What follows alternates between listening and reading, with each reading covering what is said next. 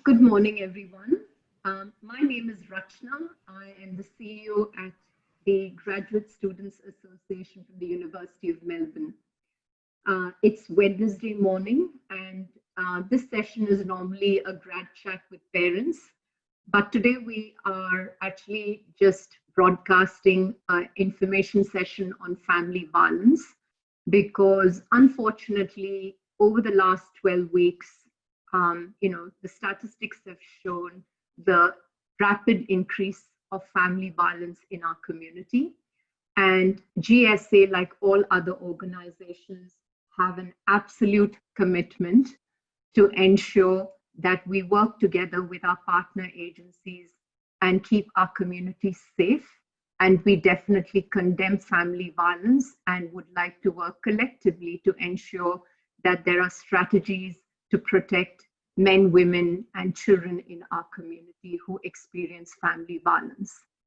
So before I commence the session today, I'd like to acknowledge the traditional custodians on the land from where I'm broadcasting, the land of the Wurundjeri people of the Kulin Nations, and pay my respect to past, present, and emerging leaders in our community and respect the Aboriginal and Torres Strait Islanders. Before I start this session, I thought it's important to keep in mind I'd like to pay my tributes to all the people in our community who work tirelessly to the issue of family violence, but also remember men, particularly women, who have lost their life in this, due to unfortunate circumstances and the violence that they've experienced in their family home. I also, keep in mind the survivors of family violence and pledge my ongoing support and commitment to work for this cause. So today, I just wanted to start before the session starts that, family violence, whenever I run these sessions, I've noticed that it does sometimes for individuals, those who are listening or our audience today, we have quite a few of people who have joined our session today. I'm grateful to you because I think this information that you can, listen to or have a discussion about would be valuable to support members of your family, friends, and community to assist them in addressing their concerns and issues. But I guess I just wanted to let you know that it could be disturbing, it can be upsetting. And GSA for our staff and our council members offer employment assistance program. And please feel free to access them once if you feel it's necessary and it's important to access these services. And for our general graduate community, please ensure that you access the counseling and psychological services from the University of Melbourne, organizations like Lifeline and Wire and other resources that we put up at the end of this session. But I think it's important that we do talk about these issues and keep ourselves informed. So I want to thank particularly the student engagement team who have been very supportive at GSA in helping us put these sessions together.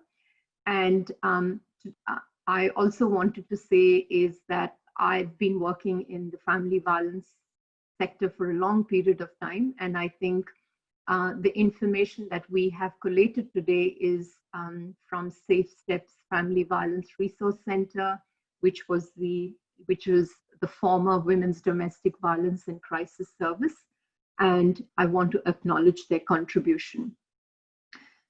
So when we talk about family violence, I think it's important to understand that it's any kind of behavior that occurs between people in a family.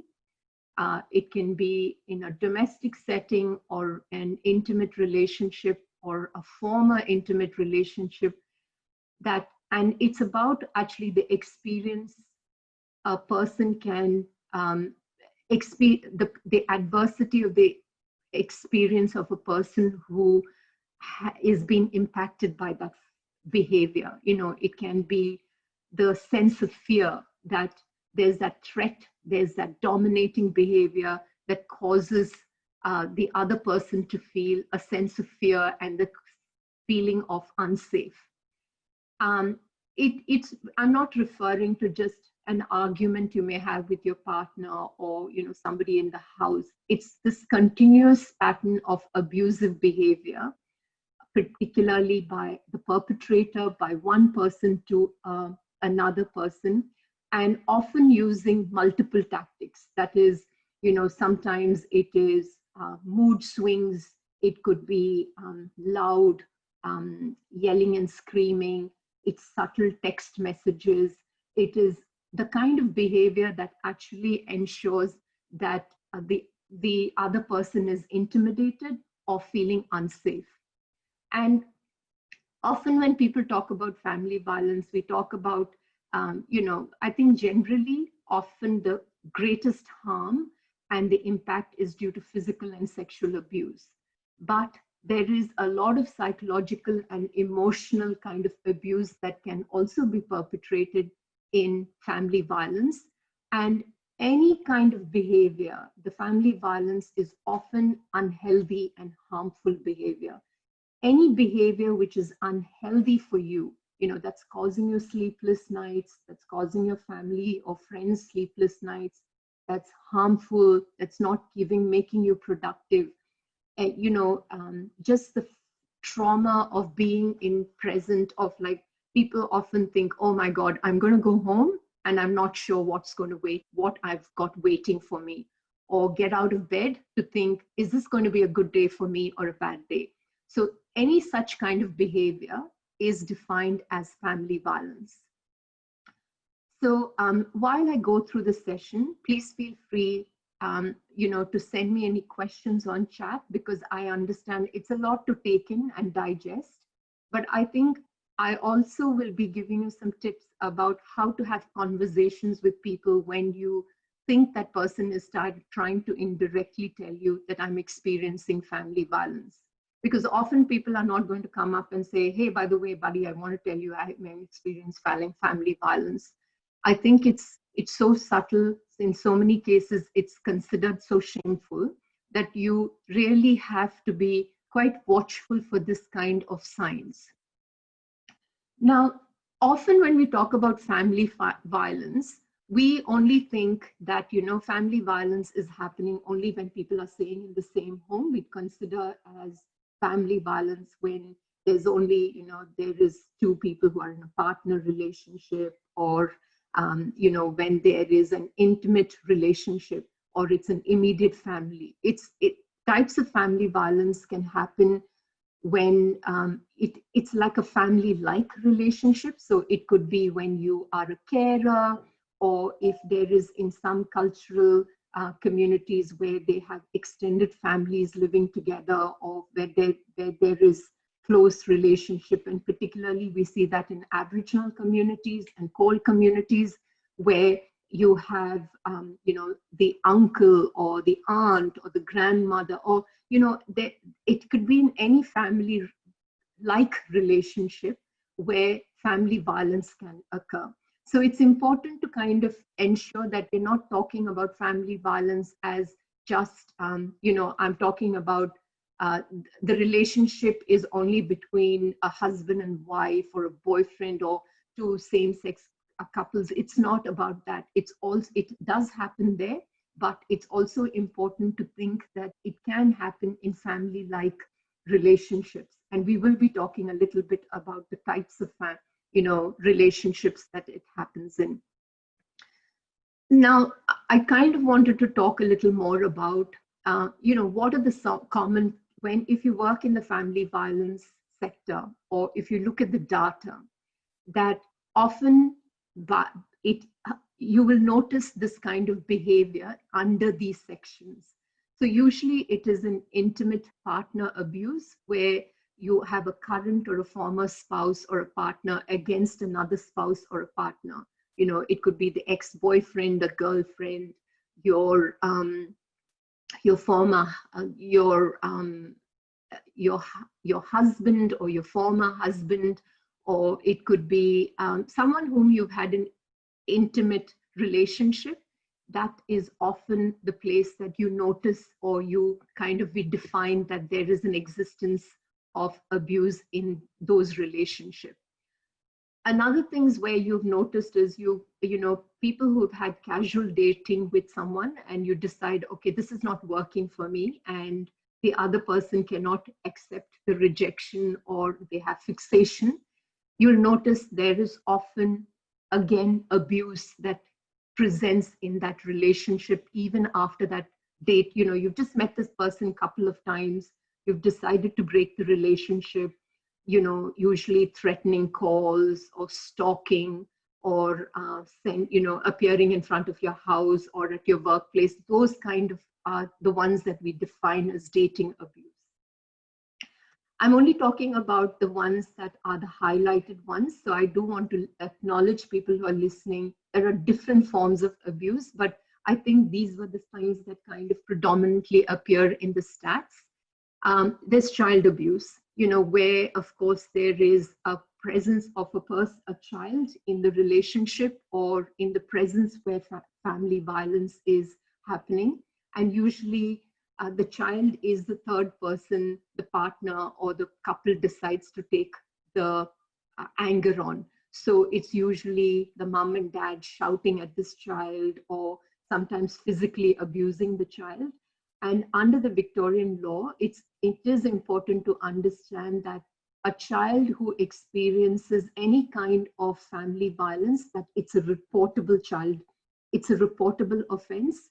And so if a person is abusive towards their spouse in front of the child, that is also now defined as child abuse. So it's not directly influencing, but the child witnessing it is also considered as child abuse. I think we don't talk about it very often, but I think if you read more and more articles on senior rights and senior abuse, that elder abuse is something that we have started seeing more predominantly in our community, is when there is an old person living in the family or outside the family, taking financial control over them, abusing them and nagging them about, their dependency on you. In some severe cases, depriving them of food and amenities, taking off financial control, and neglecting their health, not being, if they're unable to be taken to a doctor, or other things where families just kind of make this person redundant. You hear gruesome stories about it. And I think it's something that we as a community should be aware of. And of course, parental abuse, where, and this is something we're seeing more during COVID-19, where some young people or people have had to share accommodation or go back to their family home, or have lost jobs. And there is, of course, the additional burden of feeling things have changed. It's these remarks at the dinner table. It's about the constant nagging of, have you found work? Being very, in some cases where use of alcohol is quite excess, that there is a significant amount of physical abuse too. So I just thought that it may be good to just talk about some of the examples of family violence, because whenever we talk about family violence, I think there's a picture in our head about this little house with mom, dad, and a couple of children, or two moms or two dads looking after kids. It's not in those set of settings. It can happen in other settings, and all those are considered as family violence relationship. I may just pause at this time and ask, are there any questions from anybody in the audience?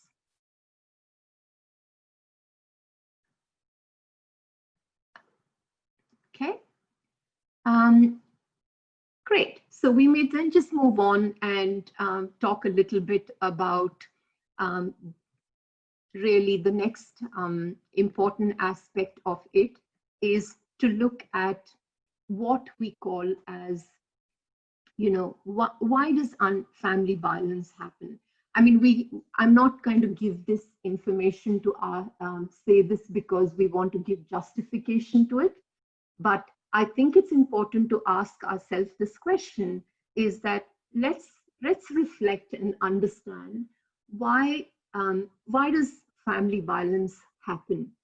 So usually when you're looking at violence as an intentional individual choice, and I say this is in with no less gravity of that it's unacceptable, but usually a person who's an abuser just decides to behave violently to get what they want and to have control over someone.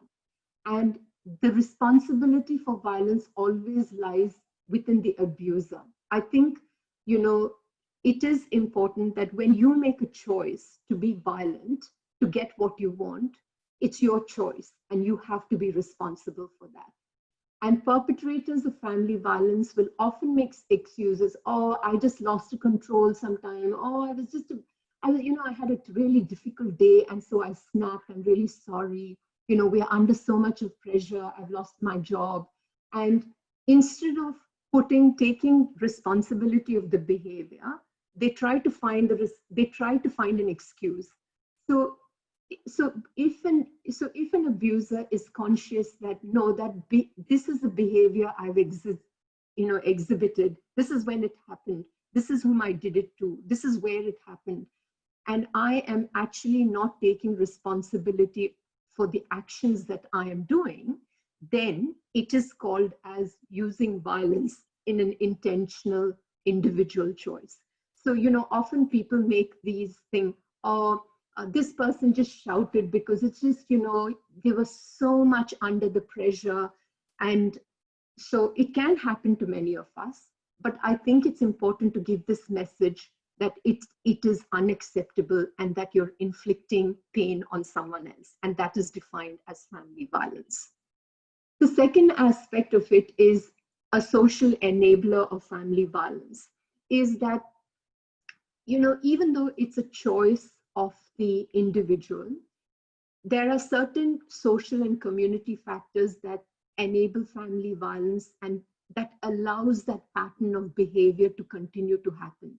Because sometimes you will ask this question: family violence did not start yesterday. It did not happen because of COVID. It didn't happen. It's been a historical thing that, there are structures and beliefs in our society or certain groups that, a group of men can be far more powerful than women. So the hierarchical structure, even when I always look at family drawings and see there is the man, woman, or there's a taller person and a shorter person, or, there's someone stronger drawn and a weaker sibling, but there is a hierarchy. And I think that inequity in relation to men and women and in issues related to certain race and culture, we've talked a lot yesterday about Black Lives Matters and race, culture, class. I belong to a particular, the difference between the kind of jobs that you do, and really the inconsistency of the kind of issues that are there between indigenous and non-indigenous community in our society cannot be excluded. And so inequity is consistent also with many principles of social, when you look at social policy in relation to the movement, of feminist movement itself came into being because there's an acknowledgement in our community that there is male dominance and control over women. And that's why there's been a push towards ensuring that let's acknowledge that year after years, centuries after centuries, women have been dominated and we need to address that. I may take a moment to pause to look at a question that's can you explain about using mental health issues as a reason for violent behavior towards their loved ones? I'll definitely get to that. And I have to talk about mental health issues too, which is quite important. And thank you for the question, and I'll definitely answer that. The other issue that we wanted to talk about is gender inequity. That is where, I mean, I think we definitely talk about, unequal distribution of power, and it can be between men and to men, or to women, or men and women. And it's basically also, we're talking more about in this situation in gender equity. That is, we have to kind of take responsibility and acknowledge and need to condone the violence against women that has happened historically. And I think men's control of decision making and limits on women's independence is something that we definitely need to kind of acknowledge. And also the stereotyping in our head. Often I've seen during COVID-19 people saying, my God, as a woman, I seem to be actually being at home. I have to look after my children. I'm studying. I'm cleaning the house. I'm doing this. And because my husband's very busy with work. And for me, as a woman, I kind of think we run a family, whether it is two people who, whatever, irrespective of any gender, is that if you've taken a partnership to do your job, we do that at GSA. Each one of us have a role. We respect those roles. We we ensure we are aware of other people's need and support each other. And that's what we need to kind of be really practicing wherever we are, irrespective whether you're at home or not. In relation to other inequity is something that I think I want to briefly talk about, and that is basically about issues related to racism, classism, ageism, ableism, homophobia, biophobia, transphobia, and other forms. And these are important issues. Let's not pretend it's not happening. It is something that we as a society till today find it difficult to have a conversation about. And why is it if I hold my partner's hand and walk on the street, if I happen to love my partner irrespective about the race and gender, why is it a problem for someone else? And that's something we have to ask ourselves. And what do we need to do to take those kind of beliefs away from our community? Now, I want to come back to what that question was. And that question was really about mental health issues. Now, yes, there are people who may experience mental health, and it could be a range of mental health issues that are, diagnosed, undiagnosed, that is there. I think it's important that some of that illness may result in violent behavior, but it's not an excuse and it's not acceptable. And I think it is important to understand that that is when the issue is just not about taking medication or treatment for the illness, but it's about understanding that the impact of those issues are actually impacting another person, and that is defined as violence. So, I mean, I can probably feel that it's very important to understand that, we are empathetic, we are definitely, we feel that it's important for us to be acknowledging that this person's got mental health issues. So we need to understand that it's not that they're aware of their behavior, but it's for people who are experiencing the impact of that abuse to take a proactive action and start discussing, let people know that it is important that, it's important that when there are mental health issues, that we access the appropriate services in order to kind of address these issues. Because I always say appropriate services, because I think there's sometimes in using inappropriate services, and people who are not trained for the issue, particularly in mental health issues, can aggravate the situation. And so it's really, really important to do that. So, I mean, we definitely offer mental aid training and refer any of our staff and council members to attend that, and we can facilitate that process.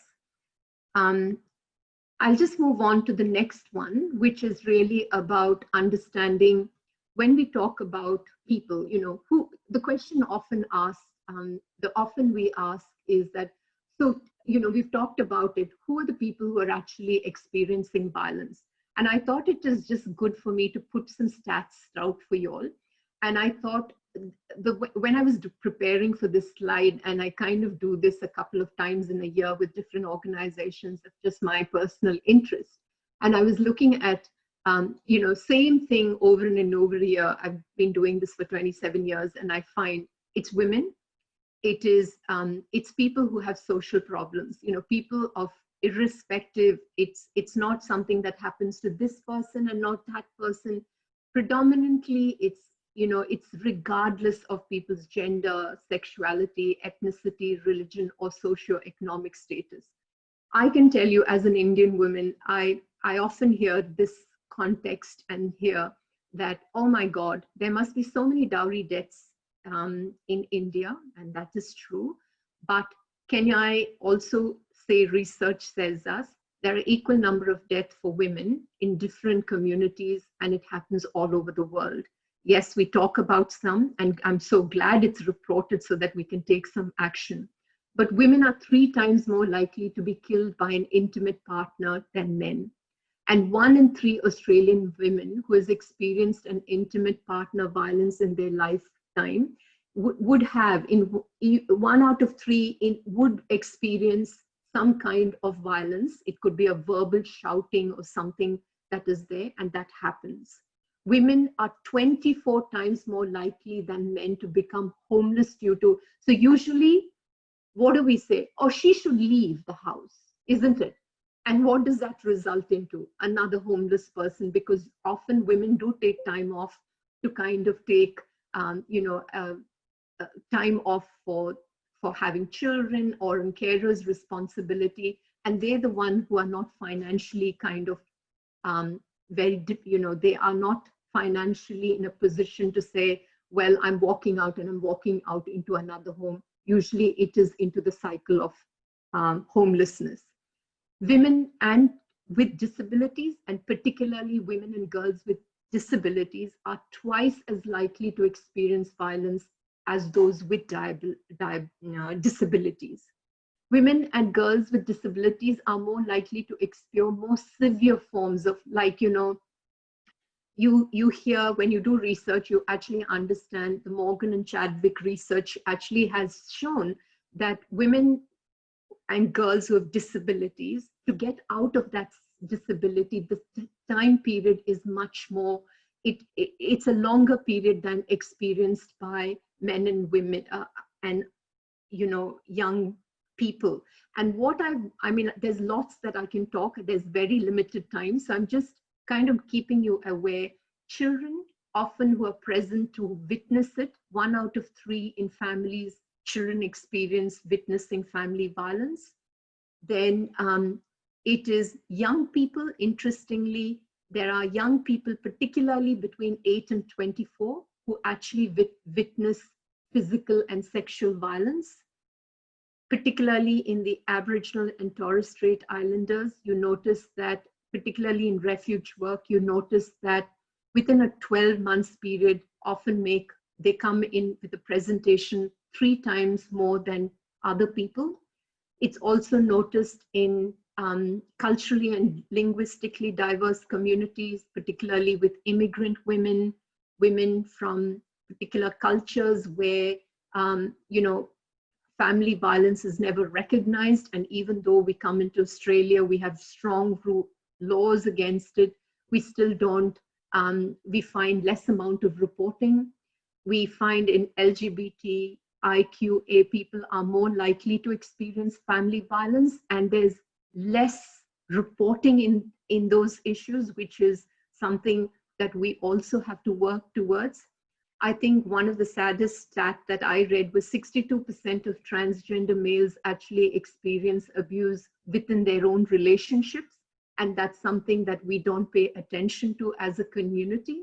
And of course, people who are above, I've spoken briefly about elder abuse, and that is an issue that is predominantly increasing in our society with age, many more in the age bracket above 65 years.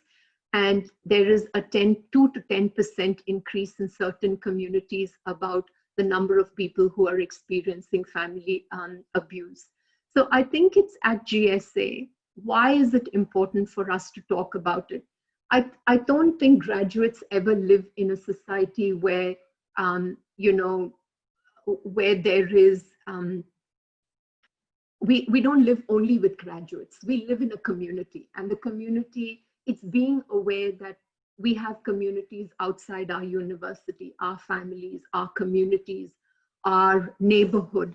And I think it's important to understand that it is very critical for us as an organization to understand, to be aware of the issues, being able to actually acknowledge it, to look at our own policies in higher education, the kind of training and support we offer to our staff, taking leading questions, being observant of what is happening around you, and experiencing family violence has no shame. There is no shame attached to somebody coming forward and saying, I'm experiencing this and I need help.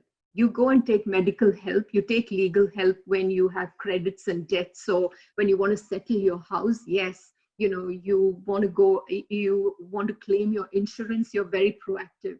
Why is it when it impacts us as a community and when we are wrongfully abusing other people, why is it so difficult for us then to take action or support people? The question is, how do you fix the system of reporting when women do not want to report, to authorize, because they know they won't be believed?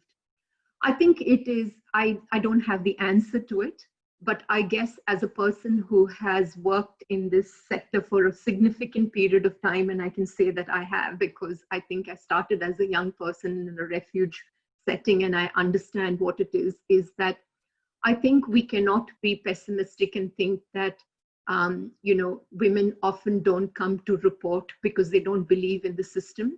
I think it's the fear. It's not an easy system to deal with. There's constant family violence. And today, unfortunately, I don't have the time, but we will be bringing somebody from AMSU Legal and from the legal system to talk about how to support reporting. There has been significant changes in the way police are being trained to respond to family violence issues. There's been changes in the family court system. And I think a collective response to people about that there isn't a shame and there is an ability for offering each other the support to report on these matters are a small step, but a big step in actually ensuring people are feeling safe to do that. So I just want to briefly touch that. Please ensure that during people often you notice during pregnancy or when there is a person who has experienced separation, when they're in the period of where they have been separated from their partner or they're staying in the same house or normally in the first 3 months of their separation, sometimes the factors and risks are high. And of course, pregnancy and childbirth is often, that's why it's very important for people to ensure that they're encouraged to talk to their maternal and child health nurse, because it's not only for your child, it's maternal and child health. And there's extensive training offered to the nurses. And people who have experienced sexual abuse as a child, sometimes I think you get that impression as a child that, that's what happens and you accept it. And that may be something, a pattern of behavior that we've noticed that people are more, they fear, they kind of have seen that behavior and thought that that's normalcy. And that's why they don't report it. So I think there's many more issues that I can talk about, but I thought that it's important for us to kind of look at who are the people so that we understand that it's not just about one particular group, women. it's, yes, women with disabilities, elder abuse, but understanding that your graduate community are made up of these people. Yes, they have issues with academic excellence, or they have issues related to wanting changes in the policy on how assessment is made, and in COVID-19. So it's important that when we don't look at policy and processes or events in isolation, and community safety, of which family violence is an important factor, should be considered even by organizations like GSA. And that's one way to support our community where graduates are a part of it. And that's why it's important for us to address these issues. I'm going to briefly talk about a little bit about the kind of behavior. When we say the word abuse, what does it actually mean? I mean, I can't go into depth, but I'll try to kind of talk a little bit more about it. I mean, controlling abuse. Controlling abuse is really people wanting in a relationship, wanting to know everything that's going on in each other's life, not to kind of, because of your love and affection, just to have control, to be able to say, I want to know where you're going, what you're doing, and won't let you go and see your family, or don't want you to be social, like wanting to give you a sense of isolation, and all the time ringing you up to find out where you are, what you've done, then sometimes sending you text messages to check, or checking up with your friend where you are. And sometimes it goes to the extent of even telling you what to wear. And I have heard of stories where partners have followed one another. And I think that is control, and it cannot be covered by any excuse. He or she loves me and so wants to look after my safety, and therefore he does that or she does that. I am telling you, that is called as controlling abuse. And I think you may have an appetite to it, but when the appetite fails and you are unable to cope with it and it's impacting your mental health, it's called as controlling abuse. The second one is emotional abuse. And I think emotional abuse is like putting you down all the time. When I say you, I'm talking in general. So please don't take it as it is you. It is just a reference that I'm making. It's about blaming a person for every problem in the relationship. Or COVID-19 happened, and if we were not in this country, or if we had not made this decision to migrate here, this would have never happened. Or we should have thought of a bigger house, blah, blah, blah. I mean, that has nothing to do, but I've heard of all these things during this period. Yelling, swearing, crying. Another one is what I think is not talking, embarrassing you in front of other people. In many cases saying, I've heard people saying, she said to me, you know what, I'll be done with you. And that kind of is a threat. And threatening to harm you is actually the impact of emotional abuse. And it is just those words that cause shame, guilt, feeling of I'm not worthy of anything, I'm just powerless. And that feeling of feeling depressed and anxiety, as I said in the first slide about what family violence is the impact on you. And that impact where you feel, God, I am the cause of everything, I just don't want to be here, is emotional abuse. And I think it's important to recognize that it often impacts a person's self-esteem, it intimidates the person and isolates the person. So, I mean, that's what we define as emotional abuse. Psychological abuse are often people who are good manipulators, and sometimes they have just they make you doubt your own. I mean, they don't say it to you directly, but they tell you things that actually, make you feel, it comes back to this question about mental health issues. So if you're a person who's anxious, or if you have, you're very super sensitive, when people keep on trying to say to you, psychologically impact you, make you doubt that, your actions are the one that's actually, I don't know if people have heard of the term called as gaslighting, but when you tell things didn't happen and you actually think, you create a situation that makes that person feel guilty that you're the cause of that problem. Actually, you're not. It's actually somebody else displacing their problem on you. Or somebody tells you that I never did anything to you. Why are you getting so upset? My God, you're making such a big issue of it. I just yelled at you for once. Now, sorry, yelling at, like, as if can't you just take a normal conversation? No, that is psychological abuse. If you have no toleration for that yelling and screaming, you can make the choice, and that is considered as abuse. Then, uh, often I have seen in family law and other issues, people come and exaggerate and talk about your partner. He said that, she said that, he's very unstable, she's very unstable, she's got mental health problems, they've got, you just have to understand what is the real problem and what is the problem that has been fabricated. So, also is the manipulating behavior, the victim playing behavior, all that is considered as financial abuse, of psychological abuse.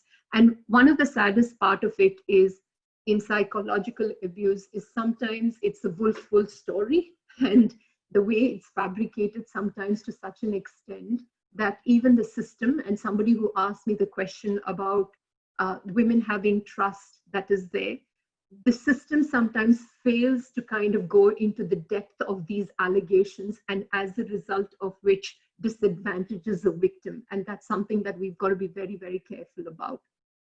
Financial abuse, as the word is, controlling your bank account, wanting to know what money you got, how much you spend, checking your credit cards, opening your wallet,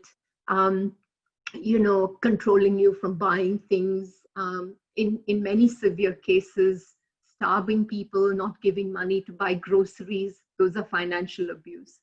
Sexual abuse is indulging in sex when there isn't consent, and repeated violence, requesting sexual favors which are not acceptable.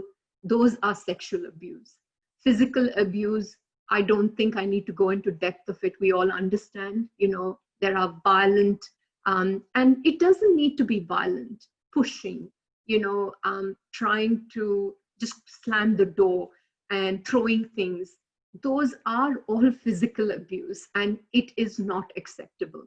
I think a question that we've recently started talking a little more about is the visa abuse. And I just thought it's important to briefly touch on it, because it's far complex than we think it is. And it's important to understand that often the examples of visa abuse is when people's passport or visa documentation are taken away from them, then making false claims about visa status, for saying that you can't get out of this relationship because I'm the primary visa holder, and if you try to walk away, the Australian government is going to ask you to return back to your country, so those kind of issues. Then often people with children, they tell them that, you're here on my visa, so I'll have access over the children and you won't have access over the children. Providing threatening information about visa, making that person, not giving them accurate information. Then people have also been brought as tourist visas and made to do, slave work and stuff. You hear of gruesome, doing unregulated work. And I think some of us are familiar that sex trafficking and trafficking issue is also a big visa abuse that we talk about in the sector as family violence. And of course, the technology facilitated abuse, which some of us or many of us may have experienced, is where people are sending you unwanted text. They're being able to engage in things that are absolutely where people are finding it just a way of getting to you and harassing you, is technology facilitated abuse.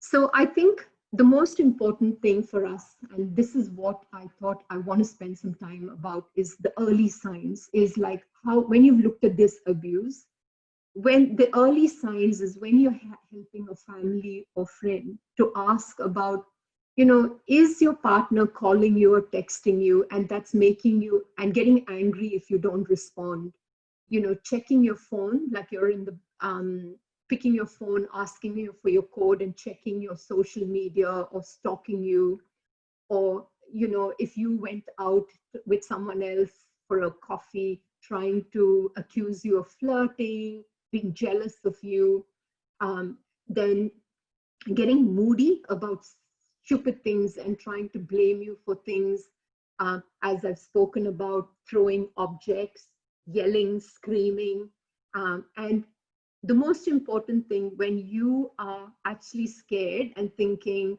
oh my God, what's waiting for me? Like, am I scared? What mood am I walking into? I think it's also important. So I kind of briefly went through that because I think I've spoken a little length about this slide, but these are some early signs for you to kind of be aware of. I may pause at this moment and ask, are there any questions? People, happy to take anonymous chats, because if that's what you're comfortable with, but please ensure that you do feel comfortable to ask me questions. In relation to information for parents and support for children, and particularly being Wednesday morning, is that, it's important to ask yourself as a parent, are you worried about someone do you have children and need support because of family? Like, you are in a situation and your child is watching this violence in the house all the time, that it is important that if you're worried about it, about if whether it's your child or someone else's child, then you need to kind of seek the support. And we'll talk about where to seek support later. Children and young people have their own unique experience. It's not about, oh, when I grew up, my dad and mom fought all the time, or my mothers fought all the time, or my dads all fought all the time, so what's the big deal? No, it's not about what you experienced and what, it's about that child's unique experience. Then be mindful about mothers who speak with, often worried about how the violence they experience in impacting their children, even when they're doing everything. So I've been in situations with family and friends where the early signs are when, a mother is always saying, I'm not a good mom. I don't think, I get along with my partner, and therefore it's having adverse impact on our children.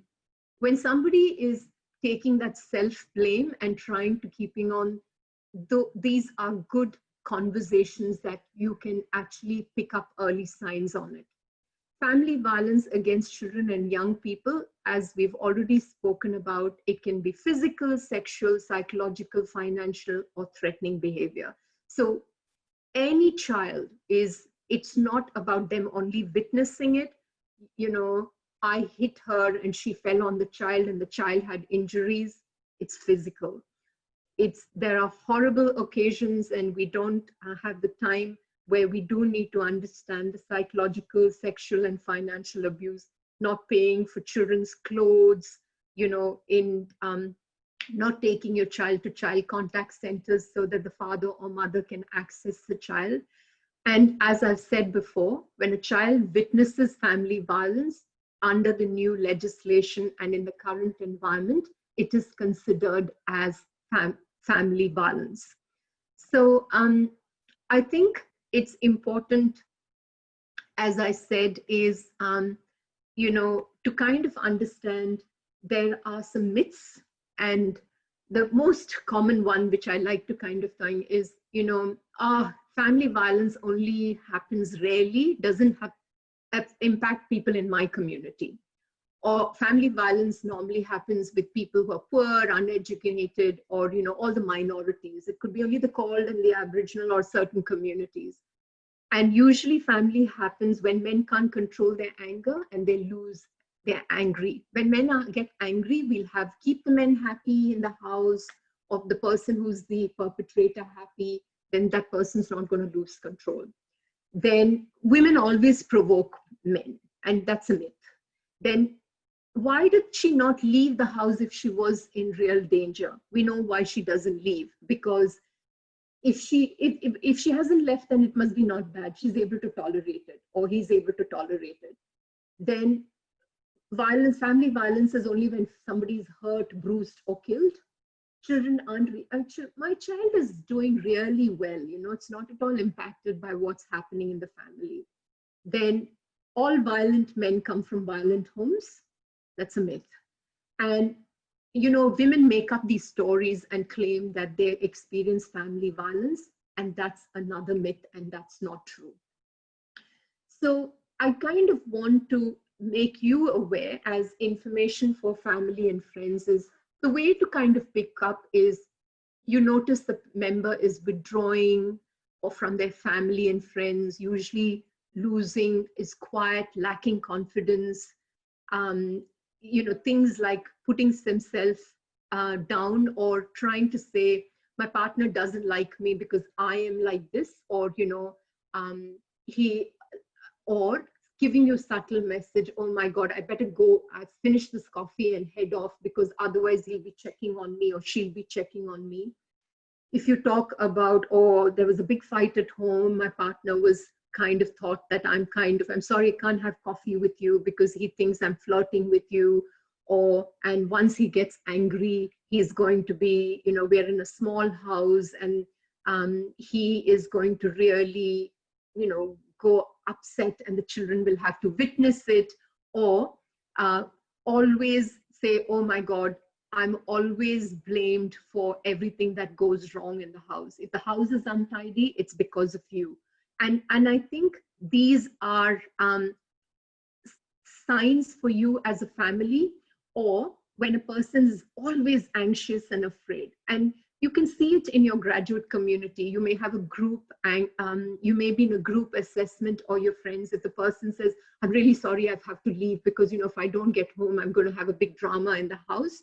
These are early signs.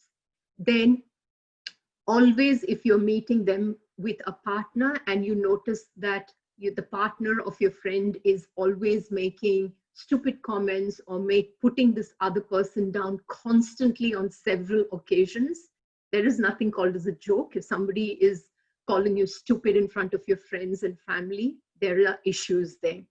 Then sometimes, people do talk to you and say, I'm really, if you're close to you, remember that, people start saying like, I'm very uncomfortable with the request of sex from me every night, or I've been asked to do things that I'm uncomfortable with. I know it may be uncomfortable for you, but trying to seek support from someone who can help you have a healthy conversation, or let that person be taken to a person who can have a conversation. Things like, seeing injuries on people, and you say, oh, I was pushed, or I fell, I hit my head on a chair. And if the bruises keep appearing more and more, and if you look at it and you feel upset about it, there are signs for you to be aware of. Whether it's your mother, your friend, your family, your colleague at work, it's important. I think from an employee perspective also, just being aware that if you start noticing absenteeing, the absenteeism is increasing, poor concentration at work, black injuries, broken bones, requesting for extended period of time, just being emotionally distressed. And if you are a good colleague, and if you've heard your employee providing information saying, I'm not very sure I'll be in this job for a period of time because, I am feeling worried that I'm feeling unsafe at home. These are conversations, not saying, oh, I'm sorry, it's a private matter, so I'm not going to actually address that.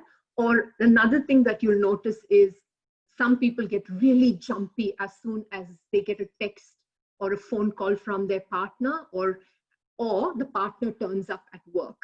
That is the worst thing, where they're having conversations in a room, and you notice they are quite unpleasant.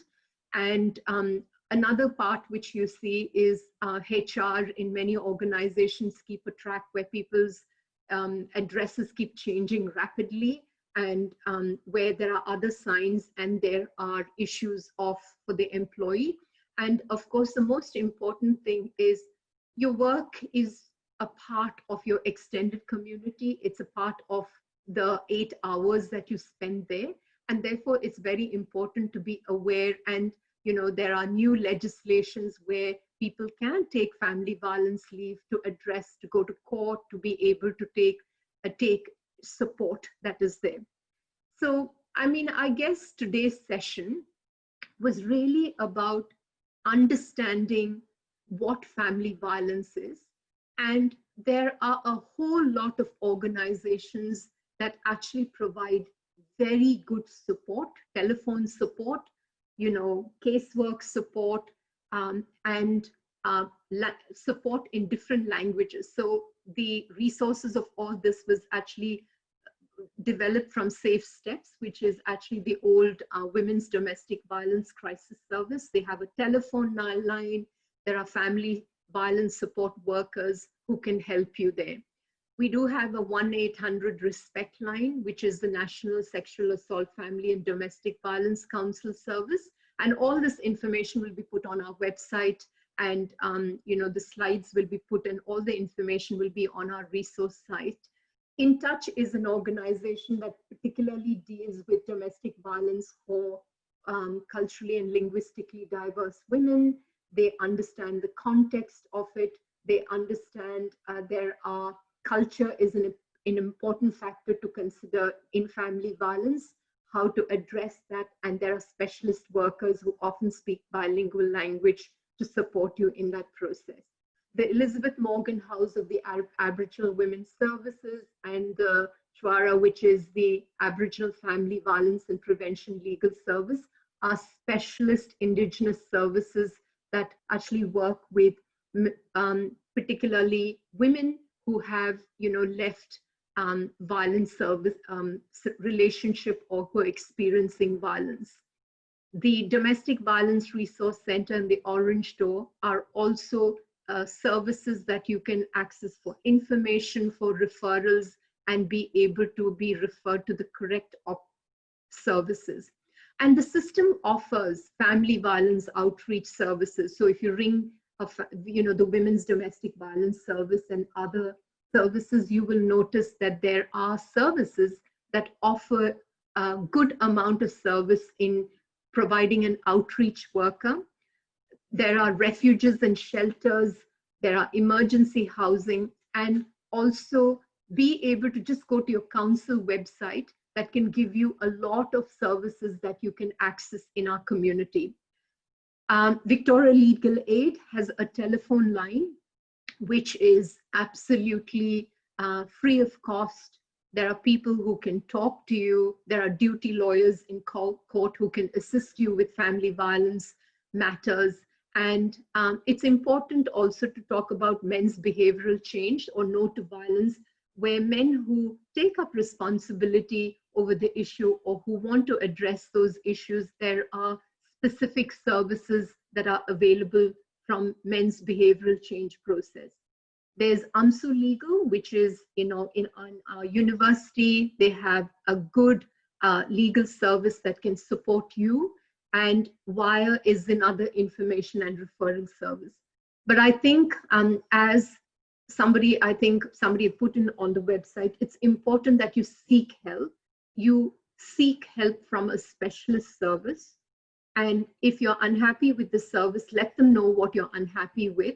But please ensure that if your life is in danger, that you do call the police, particularly, because the way the police are trained, and there are special units that actually respond to family violence. So, there's been significant amount of change of work after the great work done by, people like Rosie Batty, and the Victorian government has spent a significant amount of resources on revamping the family violence sector and taking legal help. It's really, really important.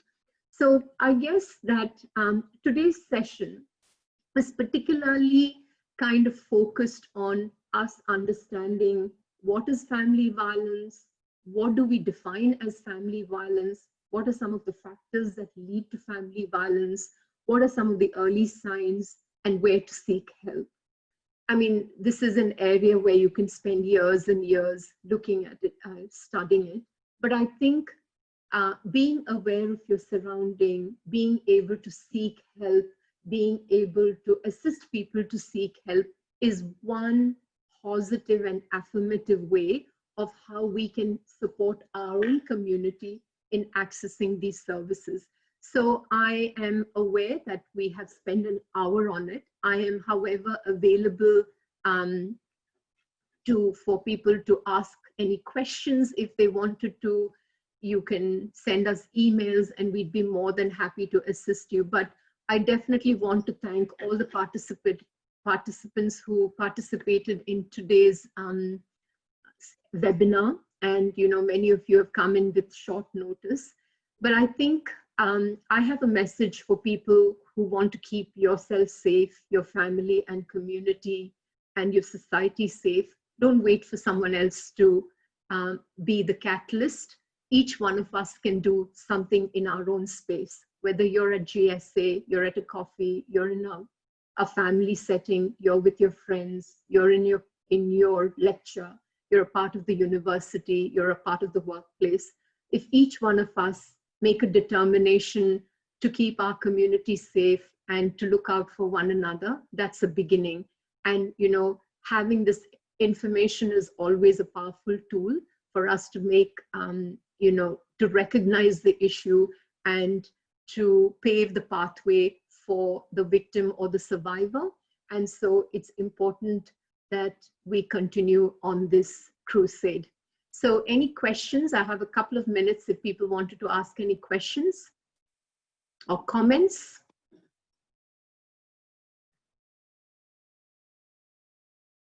Okay. Yes, I have a hand raised, I think.